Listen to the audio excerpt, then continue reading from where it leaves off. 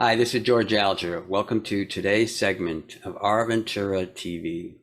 Today we're going to be speaking about healing autism. And joining us is Tracy Slepcevic, who is a best-selling author and an integrative health coach. Welcome, Tracy. And first of all, can you tell us about your book? Hi, George. Thank you for having me. So I am the author of Warrior Mom, A Mother's Journey in Healing Her Son with Autism. Um, I wrote a book because back in the day when my son was diagnosed with autism, I felt very lost, alone. I didn't have any direction. It took many years for me to figure out what was wrong with him because doctors would push me aside and my concerns aside. So I decided after all these years to write a book because I had been mentoring parents for over 13 years. And I'm like, wow, I'm saying the same thing over and over and over again. How about I just write the book? Very good. So what does this mean, healing autism? So when I talk about healing autism, I talk about addressing those underlying biological conditions associated with autism typically, so that child could fully function. Now, does it work for every child? Unfortunately, it does not. The earlier the intervention, the better. But let's take diet, for instance. With diet, Noah really responded. And I'm talking about only eating real food. Meat, vegetables, fruit. That's really it. Nothing different, nothing processed. And that kid just came alive. So, if you're talking about the underlying condition there, you're addressing the gut and what's going on in, your microbiome. And there is that gut brain connection. So it really is your second brain. And so whatever's going on underlying is that underlying biological condition that we talk about, addressing. So, we can do our best to get functionality out of those children. Very good. Tracy, just to make sure we're all on the same page, could you give a brief description of autism, particularly for those who may have seen, let's say, more noticeable or more extreme examples versus, folks with milder autism? So they call it autism spectrum disorder for a reason. And I really think these days they've gotten away from diagnosing like Asperger's or PDD, NOS, and all those things because it's a broad spectrum. You have your high functioning kids, you have your low functioning kids. And I have never, ever met a child that is exactly the same or an adult with autism that's the same. They all have their own unique abilities and they all have their own disabilities. So this is where the spectrum comes in. And then so typically the things that you start to notice are, lack of communication. So communication skills and abnormal play, social abilities. Are they antisocial? Do they not want to be around anyone? And all those different things that typically you'll see of a neurotypical child, that they engage with you, that they're not lining and stacking and spinning toys, that they're not spinning around. And speech is typically a big one that they start to notice. If your kid's not talking by 3-4 years old, it isn't because they're boys, and boys develop later. I just want you to know that. Can't tell you how many times I was told, oh, well, he's a boy and boys develop late. No. If your gut feeling is telling you something's wrong with your child, please just go get a real evaluation from a clinical psychologist. Okay, now you have already mentioned that the idea of eating better isn't going to help everyone, but in your experience and in your research, is this at least beneficial when it is beneficial across the entire autism spectrum?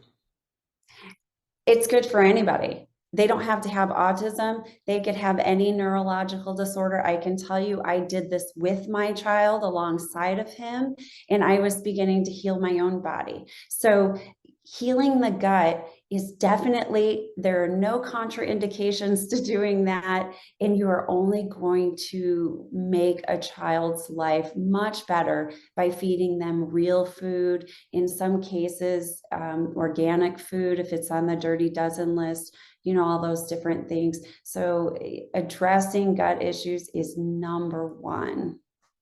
Very good. Now, when you mentioned that your son Noah responded to nutrition and eating better, what does that mean? Did it alleviate the majority of autism or a small amount of it? What actually happened? So prior to, Noah had no speech, and he had lack of motor skills, lack of eye contact, lots of behaviorals. And he also had gut issues. So he had self-injurious behavior. A lot of times they'll have that when they're in pain. He would always apply pressure to his belly. He had a distended belly. So you can look at three different things when you're thinking that your child might have leaky gut. Okay. One is a distended belly, like their belly's just sticking out a little bit. Two, dark circles around the eyes. This is very common, adults and children. And then also you can take a look at their tongue. If their tongue is white or even partially there, that's a sign of yeast. So, these are things that we want to address. And also addressing food allergies as well, because unfortunately, the way food is processed these days, we just don't digest it very well. So a lot of these kids will have digestion problems and, gassy, bloating. So those are a lot of the signs and symptoms that, a child definitely has leaky gut or yeast or all those, or a history of antibiotics. My son he was an ear infection baby. Every month they had him on an antibiotic, and you can almost be certain that those antibiotics are going to create yeast in the gut. So how quickly did he respond, and what was the changes?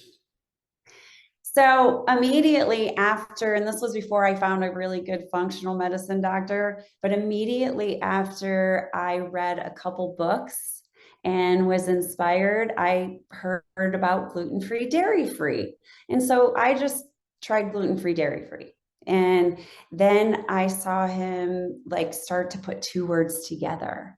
And initially he had because I was working with him every day on speaking, and I was not going to allow him to have something unless he spoke it. So, milk, let's just say milk, because back then I did give him milk.